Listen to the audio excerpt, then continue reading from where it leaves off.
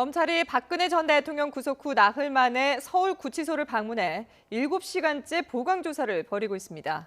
네, 오늘 조사에서는 가장 쟁점이 되고 있는 뇌물 혐의를 두고 세부 사실관계에 대한 집중 조사가 이루어지고 있습니다. 네, 취재기자 연결해 보겠습니다. 김태민 기자. 네, 서울중앙지방검찰청입니다. 네, 서울구치소를 지금 방문 조사를 하고 있는데 새로 전해진 내용이 있습니까?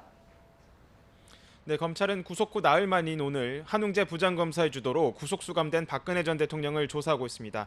오전 10시부터 시작된 방문 조사는 중간에 1시간 정도의 점심시간을 제외하곤 지금 이 시간까지도 계속 이어지고 있습니다. 지난달 대면 조사를 담당하기도 했던 한 부장검사는 검사 1명, 여성 수사관 1명과 함께 구치소에 마련된 임시조사실에서 박 전 대통령을 조사하고 있습니다. 오늘 아침 구치소를 찾은 유영하 변호사는 지난달 소환조사 때와 마찬가지로 박 전 대통령과 함께 조사에 동석 중인 것으로 확인됐습니다. 지금까지 조사는 큰 특이사항 없이 순조롭게 진행되는 것으로 전해진 상태입니다. 앞서 구속 전 조사에서는 조사 확인 절차까지 모두 합쳐 21시간이 넘게 걸렸습니다. 하지만 박 전 대통령이 구속된 수감자 신분이기 때문에 구치소 일과 등의 문제로 지난번 같은 장시간 조사는 어려울 전망입니다. 따라서 1시간쯤 뒤인 오후 6시를 전후해 조사가 마무리될 전망인데요. 이후 검찰은 오늘 박 전 대통령의 진술 태도 등에 따라 앞으로도 몇 차례 더 조사를 진행하겠다는 방침입니다. 네, 오늘 보강조사에서는 뇌물 혐의가 가장 핵심으로 꼽히나요?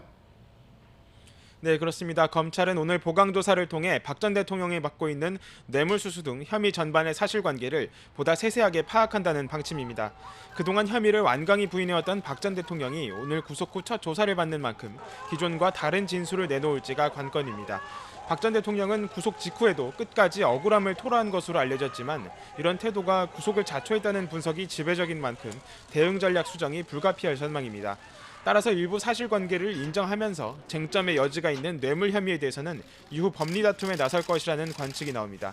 즉 자신과 최순실 씨 사이에 공모관계가 없다는 점과 삼성 등 대기업에 대한 특혜가 재단 출연금의 대가가 아니었다는 점을 소명하는 전략이 유력해 보입니다.